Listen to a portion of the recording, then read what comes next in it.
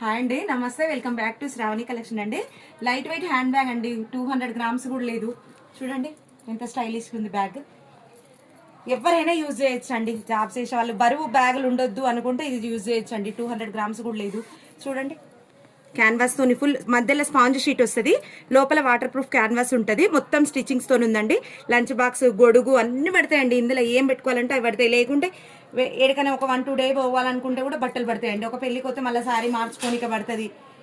మామూలుగా tiffin box, lunch బాక్స్కి పడుతుంది. దేనికైనా యూజ్ చేసుకోవచ్చు అండి. కింద కూడా 5 ఇంచెస్ ఇట్లా పెట్టడానికి కూడా ఇట్లా కింద కూడా ఇది ఉందండి.